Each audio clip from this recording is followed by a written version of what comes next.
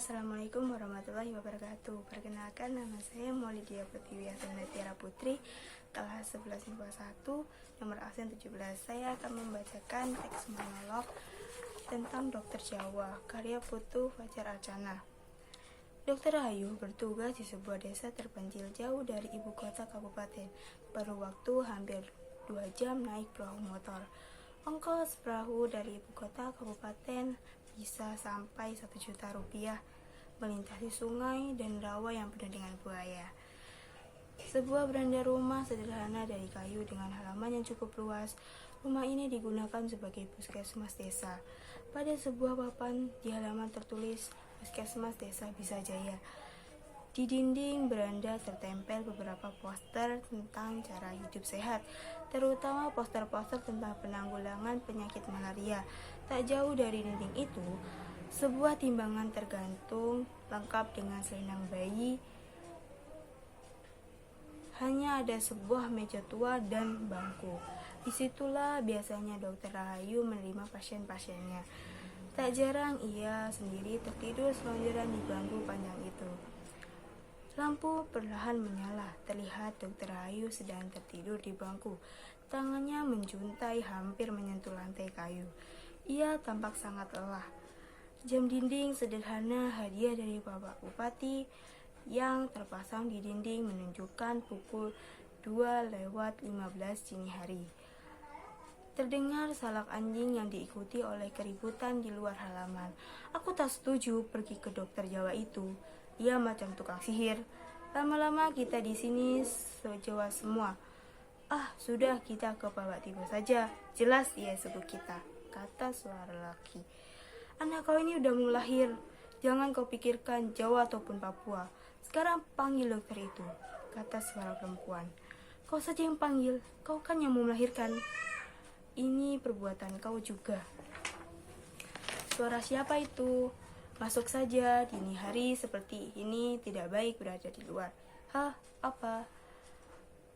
Ada yang melahirkan? Iya, melahirkan memang suka tak kenal waktu. Ia bisa datang kapan saja seperti kematian. Oh, kematian? Kenapa aku jadi melantur menyebutkan kematian? Selama 3 tahun ini puskesmas ini menjadi saksi bahwa kelahiran dan kematian tak pernah adil. Kau boleh ngotot mengatakan ada kelahiran pasti akan diimbangi oleh kematian. Begitukah? Hukum itu membuat jumlah manusia selalu sama, dan itu kunci eksis bangsa manusia sampai kini. Begitukah? Pendapat ini harus dikoreksi sekarang. Beberapa tempat bahkan kelahiran jauh lebih banyak daripada kematian.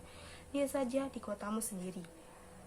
Makin hari pemukiman menelan sawah-sawah para petani. Ruko-ruko menambah sampai pohon hutan-hutan pinggiran kota itu. Itu tandanya kelahiran banyak daripada kematian. Setujukah? Kau harus setuju. Kalau tidak, monolog ini tak akan kulanjutkan. Kau harus tahu, di sini hukum keseimbangan itu tidak berlaku. Sebagai seorang Jawa yang mewarisi ajaran harmoni para tetua, aku merasa dibenturkan pada kenyataan pahit yang berbeda dengan apa yang pernah diajarkan. Aku jadi saksi setiap kesakitan di sini hampir selalu berakhir dengan kematian. Aku tahu aku bukan malaikat, tetapi kegagalan demi kegagalan membuatku ingin meninggalkan profesi ini, kembali menjadi manusia biasa, sehingga aku tidak harus memikul profesi seberat ini. Ah, kau sih enak-enak saja. Duduk menyaksikan aku bekerja keras berlatih menjadi dokter di daerah terpencil. Itu yang belakang malah ketawa. Kalau para jurisi serius atau pura-pura serius supaya honornya cepat cair.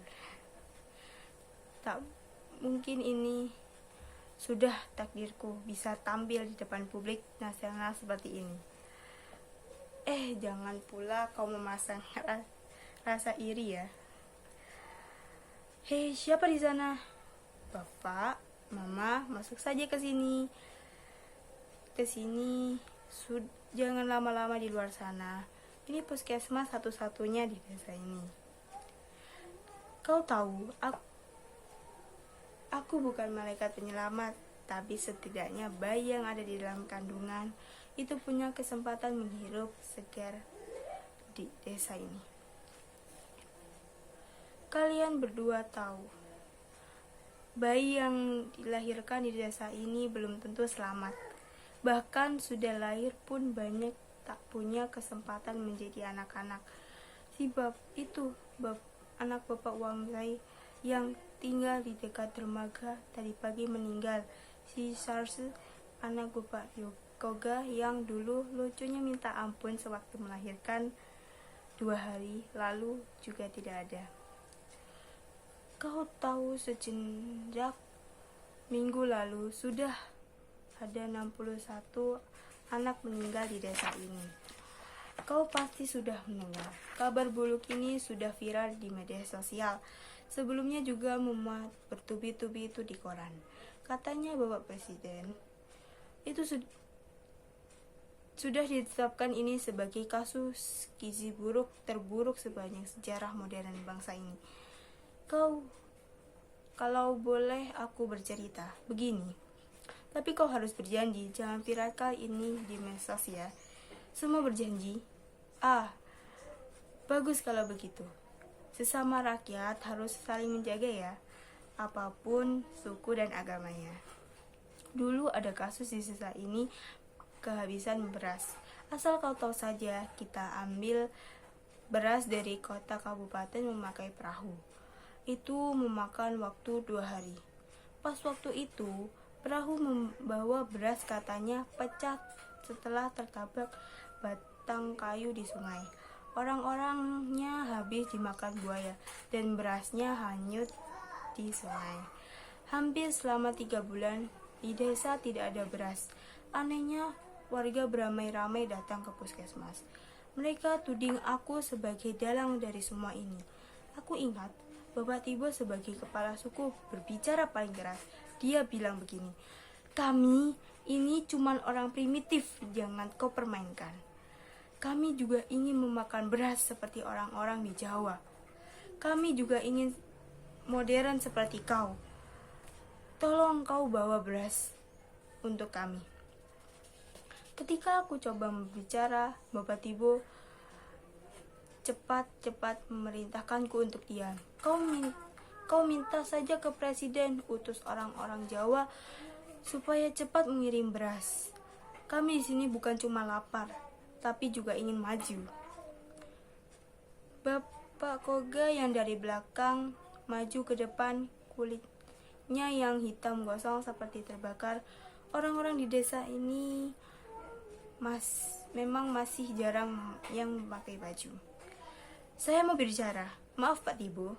Dokter Rahayu di sini cuman mau membantu kita orang yang sudah lama sakit-sakitan.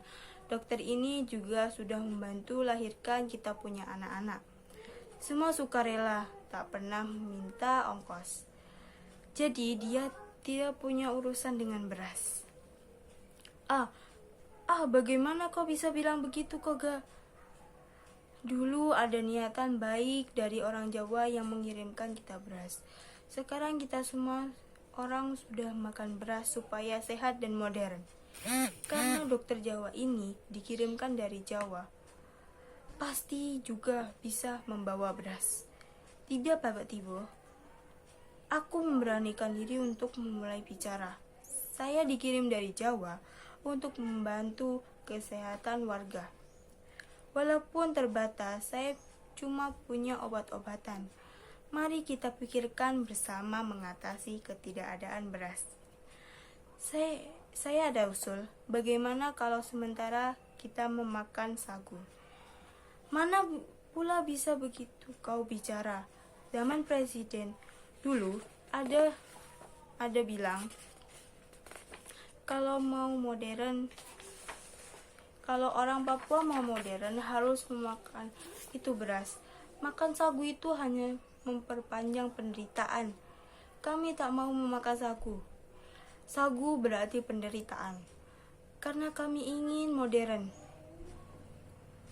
Sekarang coba kau pikir, supaya kami dapat beras. Kau berpikir, pasti orang-orang di sini kaku dan keras kepala kan? Selama di sini, aku justru banyak belajar bagaimana mereka berpikir dan mengambil keputusan. Mereka selalu berpikir lurus, konsisten, dan teguh pegang janji. Ini yang justru harus aku manfaatkan dengan baik. Tidak seperti kau yang suka mencela-menceli. Sekarang pilih ini, besok pilih itu, tergantung siapa yang dikasih rezeki. Bapak Tibo begini, kataku kepada kepala suku itu. Saya boleh bertanya? Dia mengangguk. Bapak Tibo dulu dilahirkan mama setelah bekerja sama dengan ada punya bapak, bukan? Kalau iya, walaupun ia tampak bingung, tapi wajahnya jadi lucu ketika ia bilang, untuk apa kau bertanya itu? Tanpa mereka mana kita bisa ada, begitukah? Waktu mama dan bapak bekerja sama, mereka ada makan apa toh? Kulihat mukanya bertambah lucu setelah telinga-telinga seolah melihat warga lain. Ia bilang, so pasti makan sagu. Aku tahu, ia mulai terjerat. Langsung aku tarik jeratan agar mulai melintir lehernya. Ketika lehernya cukup dekat, aku katakan kepada dia, nah, bapak dan mama saja makan sagu, kenapa kita orang tidak? Ia coba menjawab dengan memelas. Orang Jawa so bilang, kalau kau berhenti makan sagu tuh dan mulai memakan beras, top pasti modern, tidak lagi disebut primitif. Kami di sini semua ingin menjadi modern toh. Bapak Tibo, jadi modern tidak harus makan beras. Orang-orang Belanda tidak makan beras, tapi makan roti dari gandum. Karena gandum hidup di tanah Jawa, Belanda. Nah, kalau di tanah Papua ini tumbuh sagu, kenapa kita tidak makan sagu saja? Kita bisa olah sagu menjadi roti. Begitukah? Mana pula bisa begitu? Tiba-tiba orang yang tadi diam saja bisa bicara. Aku sungguh niat. Dialah lelaki yang datang ke puskesmas malam-malam membawa seorang yang terluka. Ia menggendongnya. Katanya, dokter jangan banyak bertanya. Cepat obati dia saja. Aku meminta kepadanya membaringkan lelaki yang luka itu di sini, di bangku ini. Aku lihat darahnya mengucur dari dada kirinya. Lukanya cukup parah. Aku tahu, ini luka tembak, ada peluru yang bersarang di tubuhnya. Bapak, dia harus segera dioperasi. Saya tidak punya alat. Jadi Bapak harus bawa dia ke rumah sakit kabupaten. Saya sudah bilang, kau obati saja, jangan banyak tanya, apalagi kasih perintah. Ketika mengatakan itu, dia mulai mengacukan sebuah senjata. Aku sedikit gugup, tapi coba ku sembunyikan dengan memasang muka serius seperti dokter pada umumnya. Mungkin begini ya muka serius dokter. Beginikah? Kalau Bapak tunjuk itu senjata, saya tidak bisa bekerja. Bapak duduk sudah di sana. Saya akan mengeluarkan peluru itu dengan pisau yang kurang steril. Maukah? Spontan ia menjawab, itu terserah. Kau dokternya. Sudah saya bilang kan, jangan banyak bertanya. Untung peluru itu tidak terlalu dalam masuk ke dalam dada lelaki itu. Meskipun begitu, aku tetap membiusnya dengan menggunakan pisau bedah seadanya. Aku berhasil mengeluarkan peluru. Ketika mencuci tangan dalam ember di halaman, lelaki itu mengejar. Jangan dokter kasih mati itu teman. Kenapa dia tidak bergerak? Saya bisa kasih mati juga dokter. Tolong hidupkan lagi. senjata kembali ia todongkan padaku ketika aku sudah benar-benar menguasai keadaan. Kukatakan, "Bapak, tidak banyak gunanya bertempur di gunung-gunung. Mari sini gabung, saya orang kampung. Kita sama-sama hidup sama orang kampung, sama republik. Bertempur sama tentara cuman akan hasilkan kematian." Tanpa kuduga, senjata ia simpan kembali di tas tokennya. Kulihat temannya mulai sadar. Ia kembali menggendong temannya dan pergi menghilang dalam kegelapan malam. Aku lanjutkan lagi kisahku dengan orang yang datang malam-malam itu ya. Kau ada setujukah kalau dia bilang begini, "Sagu kami sudah habis dimakan tentara. Apa yang bisa diolah menjadi roti? Bagaimana kalau kita besok pagi kita sama-sama ke hutan mencari sagu dan kita olah menjadi roti? Bagaimana Bapak Tibo? Bapak setujukah?" Kami memang kemudian sama-sama ke hutan. Tapi selangkah kagetnya pohon sagu sudah hampir tidak ada lagi. Lahan sagu yang kutahui dulu menghampar di sini sudah berubah menjadi hamparan sawit yang begitu luas. Waktu itu Bapak Tibo dan sebagian besar warga desa langsung balik arah dan tidak mengatakan apa-apa. Sejak itulah sikapnya mulai mengeras. Ia tetap ngotot ingin memakan beras, dan pemerintah di Jawa harus bertanggung jawab pada keadaan ini.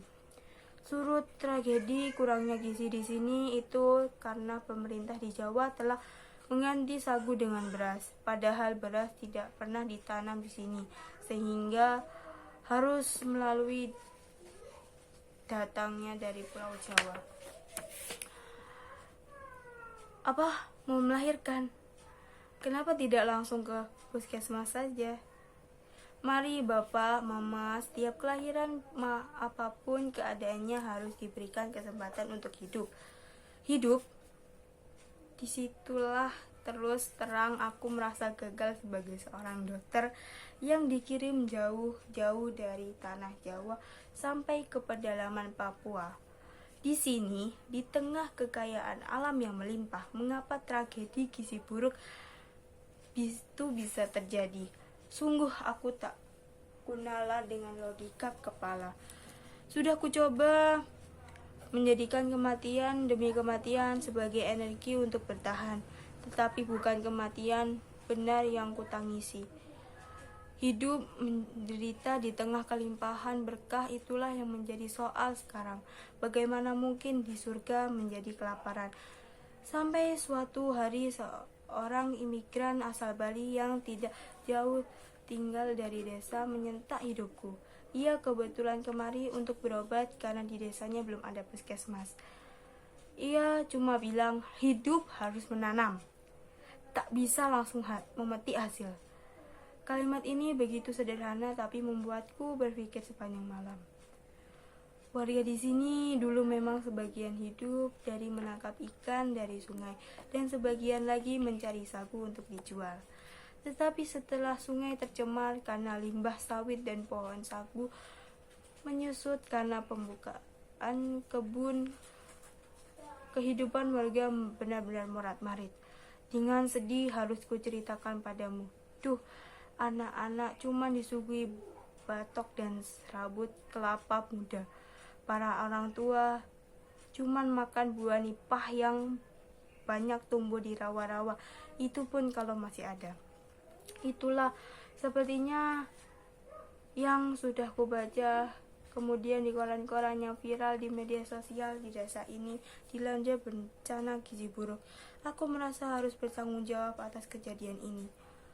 Rencana ini semula ingin pulang ke Jawa tahun ini untuk menjenguk ibu yang makin uzur. Aku batalkan. Aku merasa harus di sini bersama warga-warga melalui segala kesulitan. Kebersamaan jauh lebih baik dibutuhkan daripada kesengsaraan hidup. Aku tahu Bapak Tibo tidak pernah sepaham denganku, tapi di ujung penderitaan hanya kebersamaan yang bisa menyelamatkan hidup kita. Dokter Rahayu, katanya pada suatu hari. Masih untung kami punya dokter. Beras tidak penting lagi karena kami bisa hidup dari apa saja. Ini kami bawa hiper. Kami tahu dokter sudah lama tidak makan beras. Silahkan dokter. Aku kaget bukan main. Ia membawakanku segenggam ubi. Ini makanan paling mewah di saat-saat begini. Belum sempat aku tanyakan dari mana ia memperoleh hiper itu, Bapak Tibo berkata lagi, nanti malam kami ada gelar bakar-bakar batu. Kami undang dokter ke desa. Setelah itu Bapak Tibo begitu saja. Aku berdiri terpukau di halaman puskesmas. Kepala desa yang kupikir kaku dan main kuasa itu menyimpan kebaikan yang selama ini tidak diperlihatkannya. Sepanjang hari itu aku berpikir tradisi bakar batu biasanya digelar untuk ucapan rasa syukur dan menyambung tali silaturahmi warga. Berarti ada hal yang istimewa yang sudah terjadi. Tenang dokter, kami tahu dokter orang muslim, jadi kami tidak memakai itu babi. Kami cuma membakar daun dan hiper, kata Bapak Tibo. Ia menyambutku di gerbang kampung. Sebelum benar-benar tiba di tengah-tengah desa, aku bertanya kepada Bapak Tibo, Bapak, jika tahu dari mana seluruh hiper yang dipakai bakar batu? Bapak Tibo hanya tersenyum dan ia tidak segera menjawab. Pria berbadan kekar walaupun usianya sudah di atas 60 tahun itu cepat menuntunku ke dalam kerumunan desa. Di tengah-tengah kampung, warga membuat lingkaran mengelilingi api. Mereka sedang membakar batu-batu sebesar genggaman orang dewasa. Kau pasti tak kenal upacara batu kan? Kalau belum itu tahu juga, sekarang mudah. Silakan klik situs pencarian di internet, silakan baca ya. Aku tak mau monolog ini berpanjang-panjang berkisah tentang bakar batu. Aku cuma ingin mengatakan di tengah kerumunan warga terdapat orang yang berasal dari luar kampung. Mereka dengan cekatan melakukan pengerjaan bakar batu. Ia memasukkan hiper dan dedaunan hutan sebagai sayurannya. Aku tahu tradisi batu lebih banyak dilakukan oleh suku di pegunungan Jayawijaya karena mereka penghasil hiper. Di antara kerumunan warga lokal yang malam itu tanpa baju, tiba aku menangkap sosok-sosok berbeda. Seseorang di antaranya yang kukenali sebagai imigran asal dari Bali. Ia yang dulu pernah berobat di puskesmas. Ia ditemani oleh 5 orang lainnya, mungkin sesama warga imigran. Silakan dokter, saya perkenalkan, ini orang yang kasih kita selamat dari kelaparan, kata Bapak Tibo. Setelah memberikan salam kepada para imigran dan para pemuka suku pedalaman, aku bertanya, jadi Bapak yang sudah membawa hiper ke kampung ini? Seorang berpakaian seperti kepala suku cuma menjawab, kami menanam ini semua di tanah Papua. Tentu ini untuk orang Indonesia, katanya. Nah, silakan para saudara-saudara memaknai sendiri kata-kata kepala suku di pedalaman itu. Aku mohon permisi, ada pasien yang menunggu di luar halaman. Bapak, Mama, ayo masuk ke sini. Di sini sudah.